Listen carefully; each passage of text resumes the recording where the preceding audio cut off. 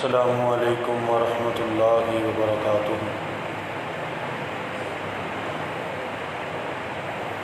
الحمد للہ نحمده ونستعینه ونستغفره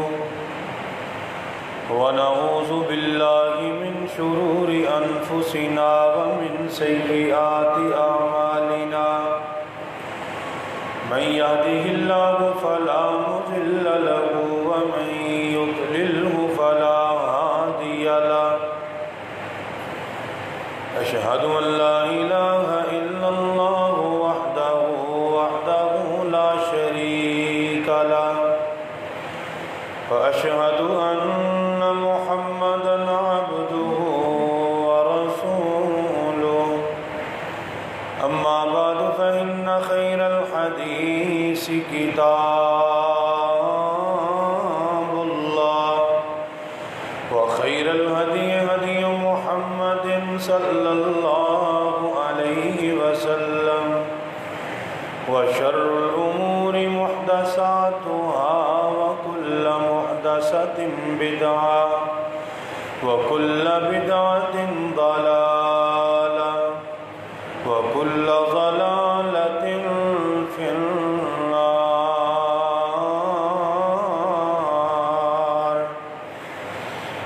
أرسله الله بالحق بشيرا ونذيرا، يا أيها النبي إنا أرسلناك شاهدا ومبشرا ونذيرا وداعيا إلى الله بإذنه وسراجا منيرا، إن الله وملائكته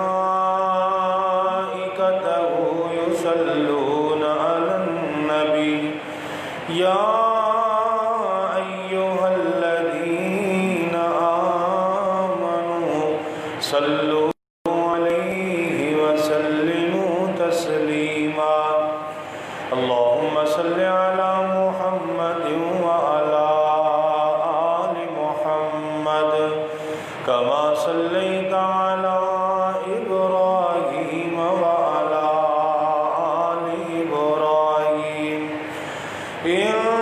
إنك حميد مجيد، اللهم بارك على محمد وعلى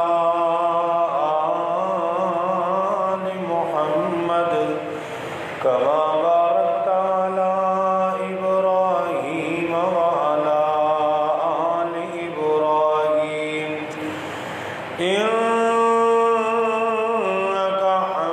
حميد مجيد۔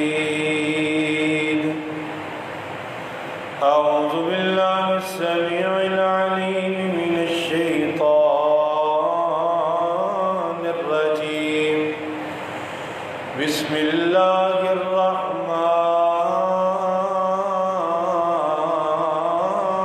الرحيم۔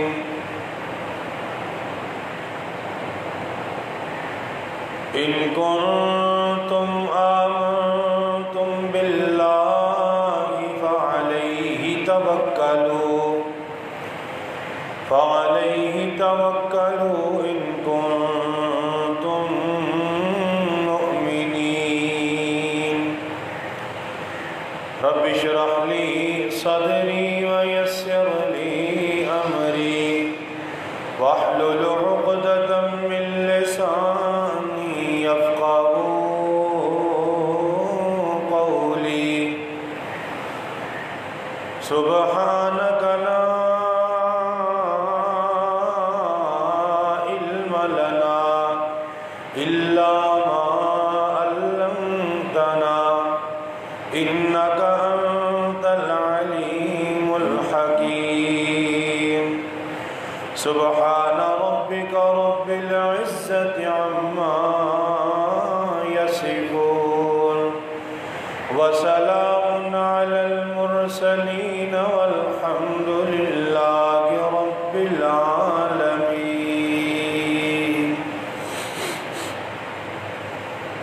ثنا اللہ وحدہ لا شریک کی ذات بابرکات کے لیے،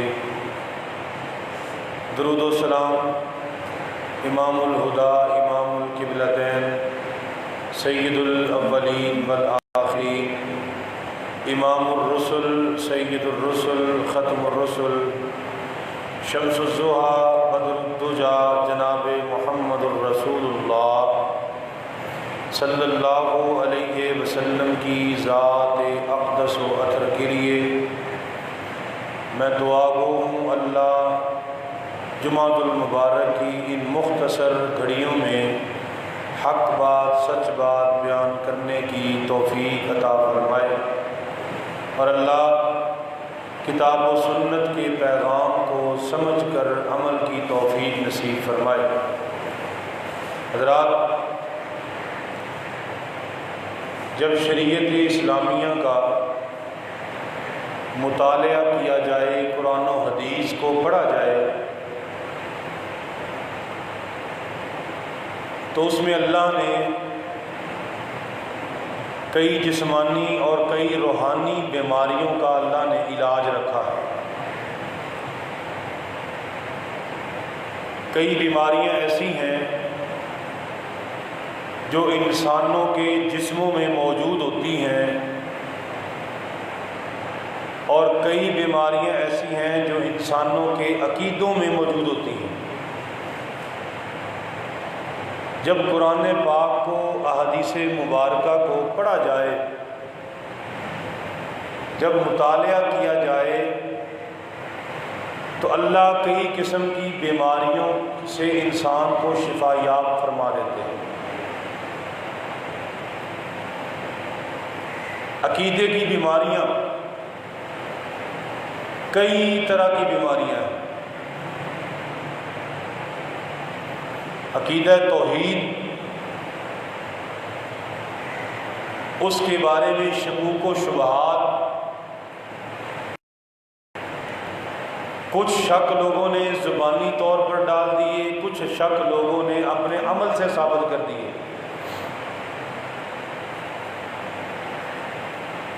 عقیدہ توحید میں بنیادی چیز ہے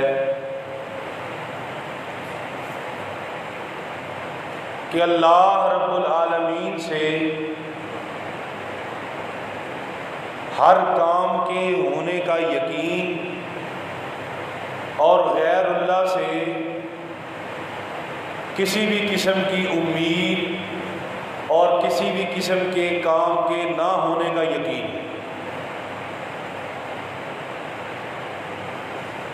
بے شمار عقائد کی خرابیاں ہمارے معاشرے میں پیدا ہوئیں، ایمان کمزور ہوئے، عقیدے کمزور ہوئے، اور دین میں بدعات نے جگہ بنا لی۔ اس میں قصور بدعات کا نہیں ہے، اس میں قصور اس بات کا ہے کہ ہمارے اندر توحید اور ایمان اس قدر مضبوط ہی نہیں ہوا تھا کہ اپنا دفاع کر سکتا، اپنے آپ کو سنبھال سکتا۔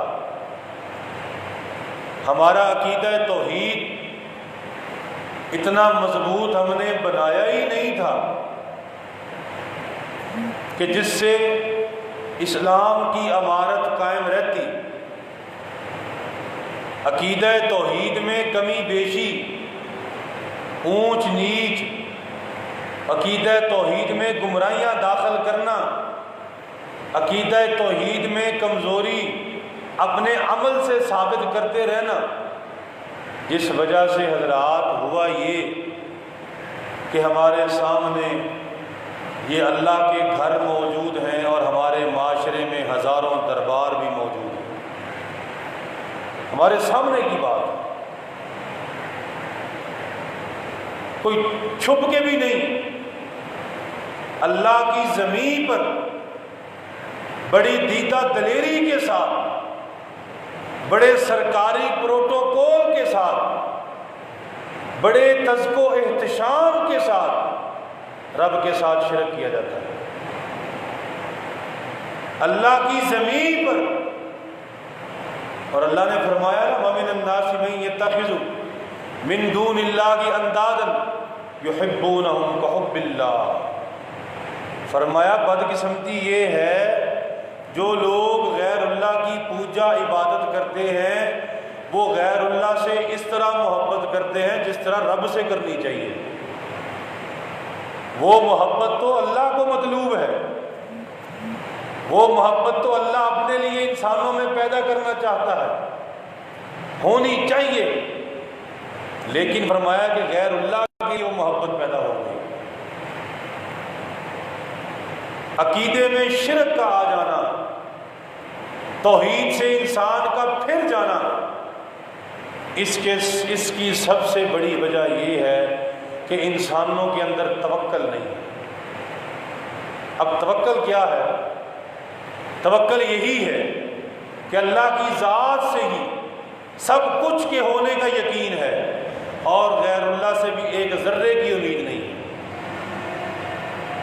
اگر یہ توکل پیدا ہو جائے، اگر یہ سوچ، یہ فکر پیدا ہو جائے، یہ صفت انسانوں میں پیدا ہو جائے، تو حضرات پھر ہمارے معاشرے میں مسجدوں سے بڑے بڑے دربار نہ ہوں، پھر ہمارے معاشرے میں امام سے بڑی کوئی سرکار نہ ہو، پھر ہمارے معاشرے میں توحید کی جگہ پہ شرک نہ کیا جائے، ہمارے معاشرے میں اس قدر شرک اور مشرک نہ پھیلے۔ وجہ ہی یہ ہے، جب عقیدے میں یہ کمزوری آ گئی کہ اللہ ہماری سنتا نہیں اور ان کی موڑتا نہیں، جب یہ بات ذہن میں بیٹھ گئی، جب یہ بات طے ہو گئی، جب یہ خود سے ہی پیمانہ طے کر لیا کہ اللہ ہماری سنتا نہیں، اللہ اکبر۔ توجہ کیجئے گا، قرآن پڑھتا ہوں اور ساتھ ساتھ قرآنی آیات کا ترجمہ سنتے جائیے۔ اللہ نے توکل کے بارے میں کیا فرمایا؟ الہ العالمین نے فرمایا، مال کے کائنات نے فرمایا وَتَوَكَّلْ عَلَى الْحَيِّ الَّذِي لَا يَمُوتُ وَسَبِّحْ بِحَمْدِهِ، فرمایا اے نبی جناب محمد صلی اللہ علیہ وسلم، فرمایا توکل کیجئے اس ذات پہ جس ذات کو کبھی موت نہیں آئے گی، توکل کیجئے اس ذات پہ جس ذات کو کبھی اونگ اور نیند نہیں آئے گی، توکل کیجئے اس ذات پہ، فرمایا جو ہمیشہ زندہ رہنے والی ہے، جس کو موت کا عارضہ لاحق نہیں ہوگا۔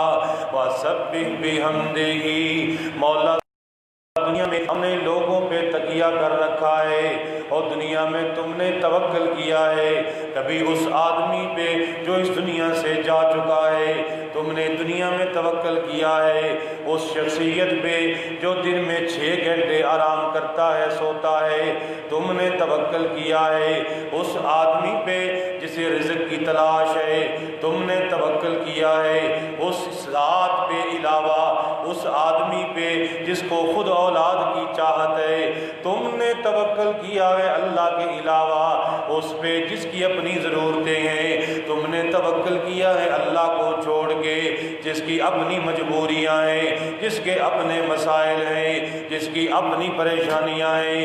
فرمایا اے نبی جناب محمد صلی اللہ علیہ وسلم، فرمایا آپ توکل کیجئے اس ذات پہ جو ہمیشہ زندہ رہے گی، جسے کبھی موت نہیں آئے گی۔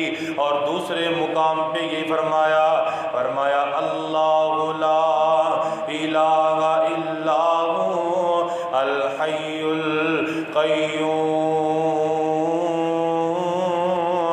فرمایا اللہ کے سوا کوئی معبود نہیں جو ہمیشہ زندہ رہنے والا، ہمیشہ قائم رہنے والا، اللہ کے سوا کوئی معبود نہیں جو ہمیشہ کی زندگی کا مالک ہے، فرمایا ہمیشہ قائم رہنے والا ہے۔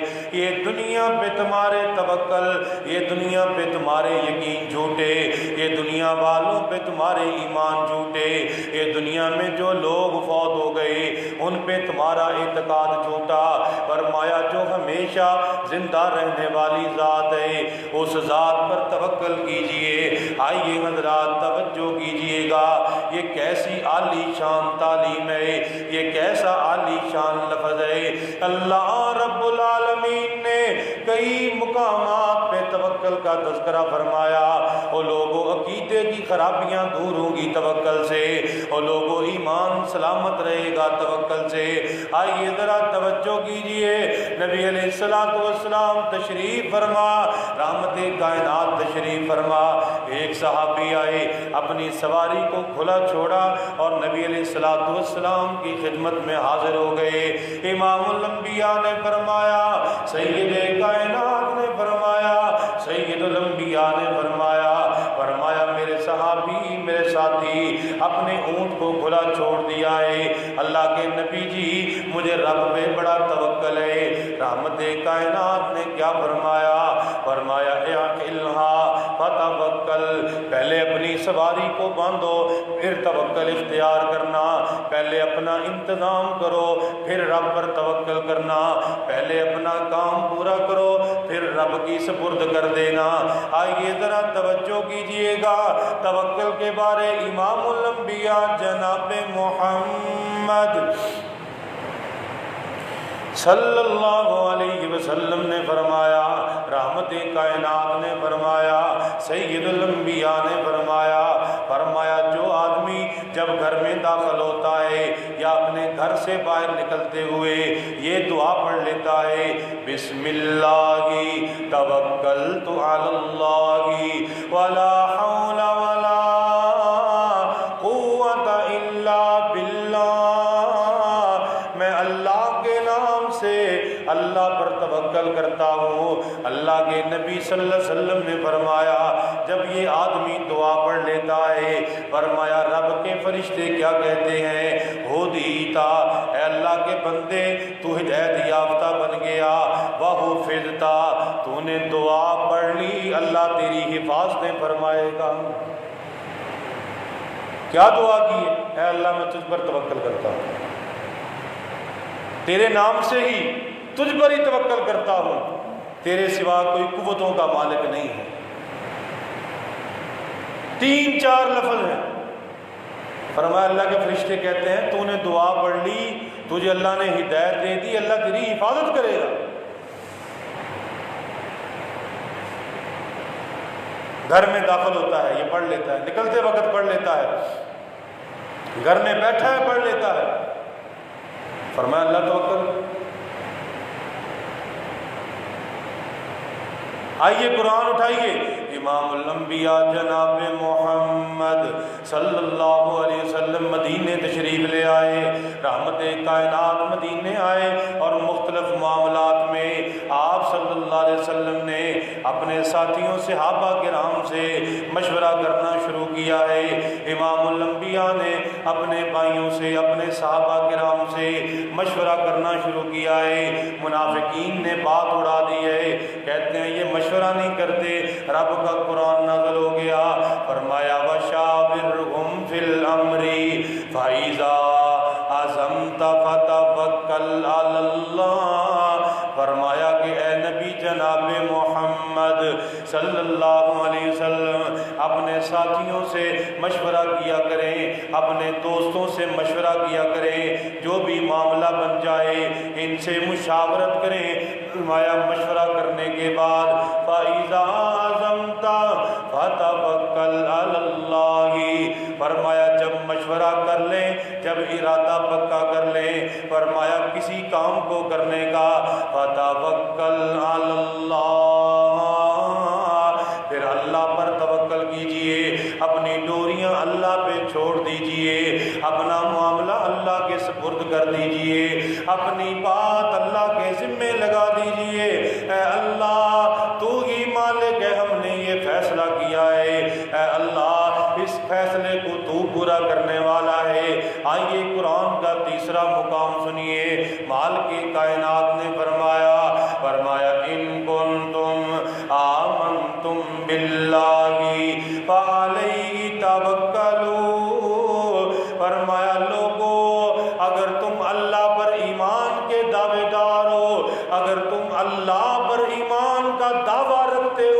کہ ہمارا رب پر ایمان ہے۔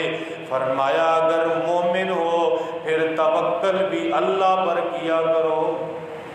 اگر مومن ہو، مومن نہیں ہو، اللہ پر ایمان نہیں رکھتے تو اور بات ہے۔ اگر ایمان کا تمہارا دعویٰ ہے پھر اللہ کے علاوہ ہر چیز پر توکل کرنا چھوڑ دو، معاملات کو اللہ کے سپرد کر دو۔ اللہ اکبر۔ آئیے قرآن اٹھائیے، ایک اور مقام الہ العالمین نے فرمایا لوگوں توکل کرنا یہ مفہوم سمجھیے گا۔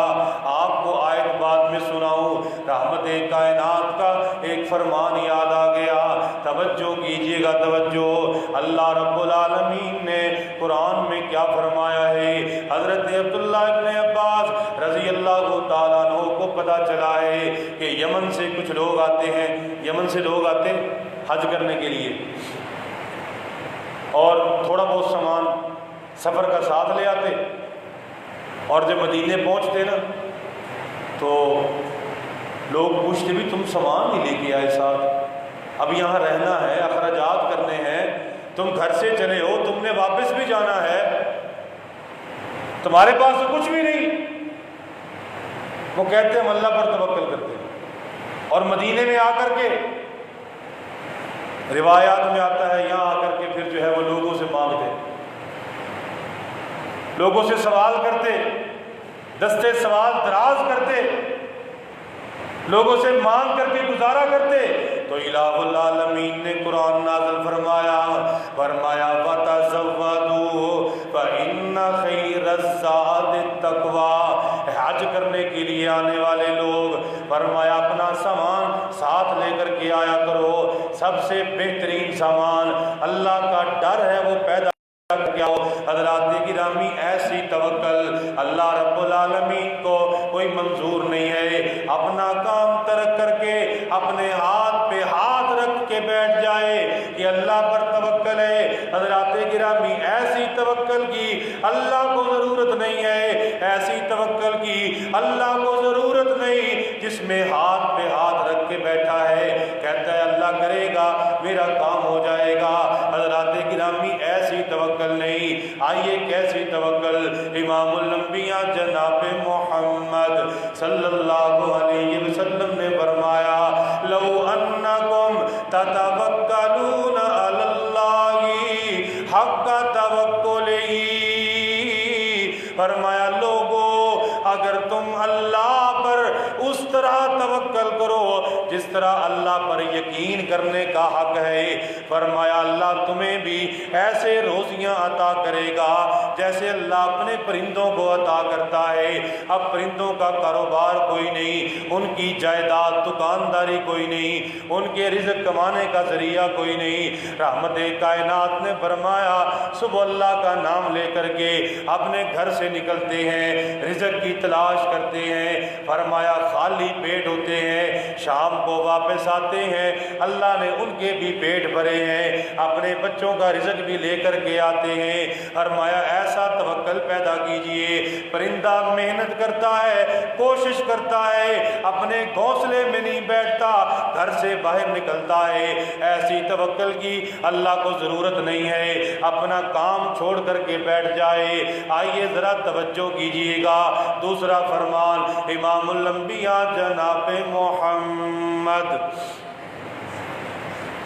صلی اللہ علیہ وسلم نے فرمایا میرے صحابہ، میرے اللہ نے جنت جہنم کا فیصلہ کر لیا ہے،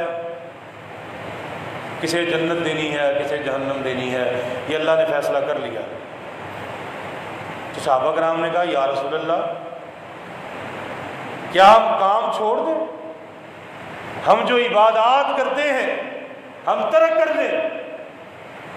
فیصلہ تو رب کا ہو گیا ہے، اب ہم چھوڑ دیں، ترک کر دیں سارا کچھ؟ اگر جنت آئے گی جنت چلے جائیں گے، جہنم آئے گی پھر جہنم دیکھی جائے گی، فیصلہ تو ہو گیا، کیا ہم یہ نیکیاں چھوڑ دیں؟ آقا علیہ السلام نے فرمایا اے عمالو، میرے صحابہ نیکی نہیں چھوڑنی، اپنا کام جاری رکھو، کل میسر لما خلق لہ، فرمایا کہ یاد رکھو جس چیز کے لیے اللہ نے انسان کو پیدا کیا ہے نا، اس چیز وہ معاملہ اللہ اس کے لیے آسان کر دے گا اس کے عمل کی وجہ سے۔ اگر وہ جہنم کا ایندھن ہے، اس کے عمل اسے جہنم لے جائیں گے، اور اگر وہ جنت کا شہزادہ ہے تو اس کا عمل، اس کا کردار، اس کی عبادات اسے جنت لے کے جائیں گی، ایسے نہیں بیٹھا بیٹھا چلا جائے گا۔ وہ تو فیصلہ اللہ نے اپنے علم کے مطابق کیا ہے کہ فلاں کا انجام کیا ہوگا۔ انسان اپنے عمل میں، اپنے اختیار میں، اپنے کام میں انسان آزاد ہے۔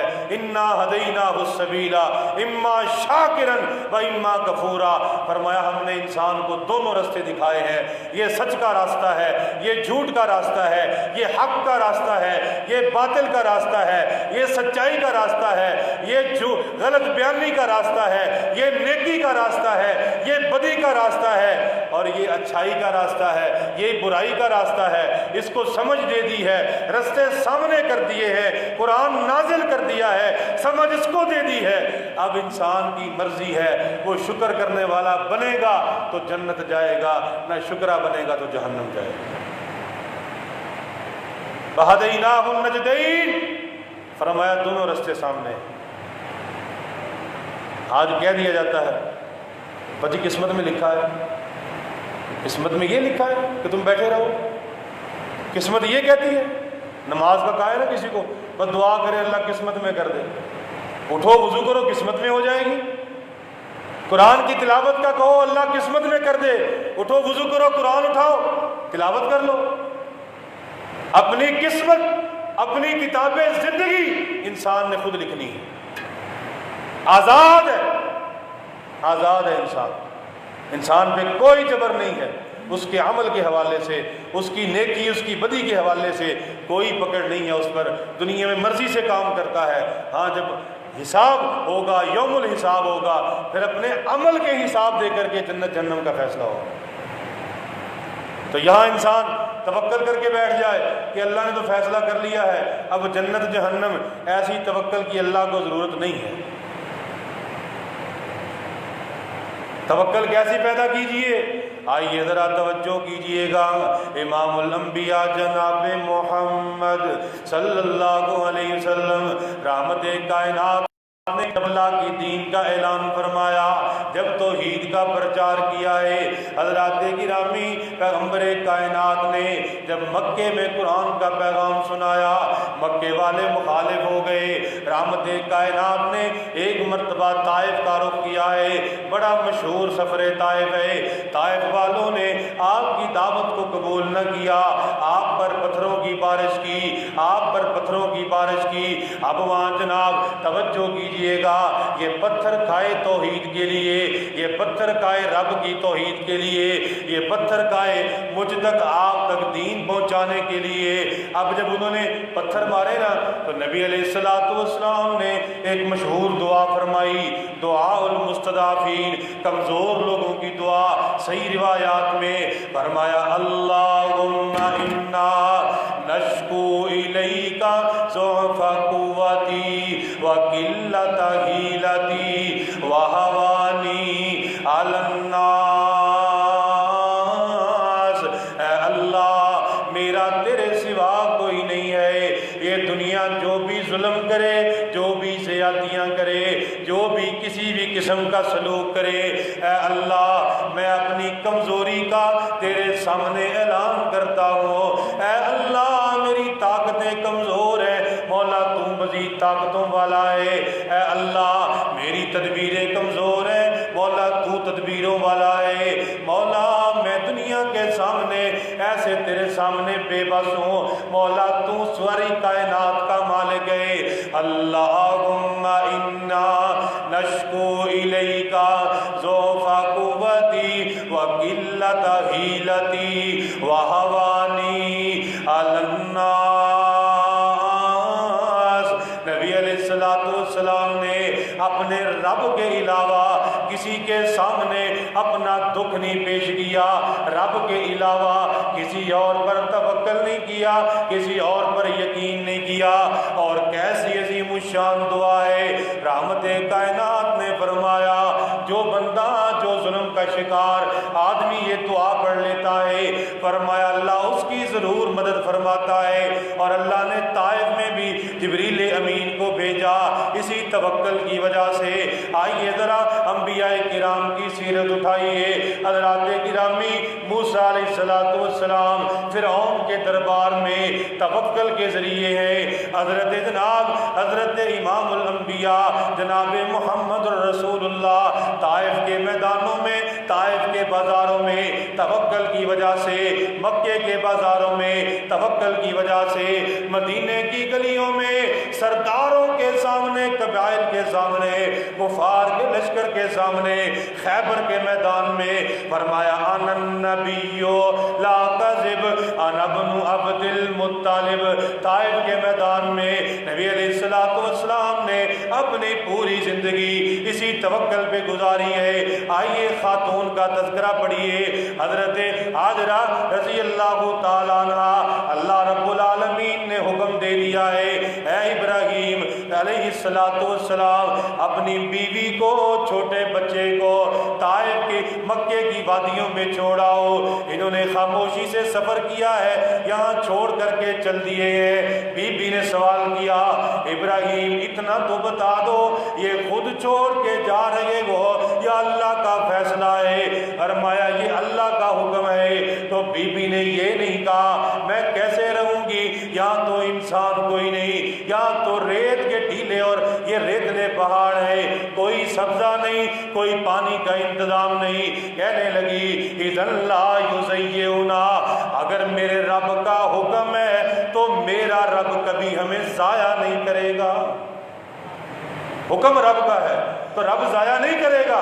اور وہی ابراہیم علیہ السلام صحیح حدیث کے الفاظ ہیں، رحمت کائنات نے فرمایا ابراہیم علیہ السلام کو جب آگ میں پھینکا گیا نا، سیدنا عبداللہ بن عباس کی روایت ہے، آگ میں پھینکا گیا ابراہیم علیہ السلام کے جو آخری الفاظ تھے، فرمایا حسبنا اللہ ونعم الوکیل، مجھے میرا رب کافی ہے، اس سے اچھا کوئی کارساز نہیں ہے۔ یہ مشکل کی دعا، ہر لمحے ہر موقع اللہ پر توکل۔ اور بعض روایات میں آتا ہے جب ان کو بٹھایا گیا نا اس منجنیق پر جس میں ان کو جناب آگ میں پھینکنا تھا، اللہ کی طرف سے فرشتہ آیا، اے ابراہیم بتائیے کوئی مدد چاہیے تو، کوئی مدد چاہیے تو کیا جواب تھا؟ فرمایا کہ مجھے میرا رب دیکھ رہا ہے، وہ رب میرے ساتھ ہے، اسے پتہ ہے کہ ابراہیم اس کا بندہ ہے، اس کی توحید کے لیے آگ میں پھینکا جا رہا ہے، اللہ میرے ساتھ ہے۔ اللہ پر توکل کی یہ انتہا، اللہ پر توکل کی یہ فکر اور یہ سوچ پیدا کیجئے۔ یہ عقیدے کمزور ہوئے، بس یہ اولاد نہیں ہو رہی، اب یہاں سے دھاگا بڑھوا لو، یہاں سے جناب تعویذ لے لو، فلاں جگہ سے یہ ہو جائے گا، یہاں سے اولاد نہیں ہوئی۔ یہ توکل کی کمزوری ہے کہ انسان نے اللہ کے علاوہ اور دروازے ڈھونڈ لیے۔ اور اللہ نے کیا فرمایا، یہ روایت یاد رکھا کریں، نبی علیہ السلام نے فرمایا کہ اللہ فرماتا ہے کہ میرا بندہ میرے بارے میں جیسے گمان کرتا ہے میں اس کے ساتھ ویسا معاملہ کرتا ہوں۔ اگر اس کا یقین اس بات پر ہے اللہ میری دعا نہیں سنتا تو اللہ دعا نہیں سنتا، یہ یاد رکھیے۔ اللہ مجھے اولاد نہیں دیتا تو فرمایا یہ اس کا میرے بارے میں گمان ایسا ہے میں اسے اولاد نہیں دیتا۔ اور فرمایا جب وہ میری طرف چل کے آتا ہے، ایک قدم بڑھتا ہے میں دو بڑھتا ہوں، وہ چل کے آتا ہے میں دوڑ کے جاتا ہوں۔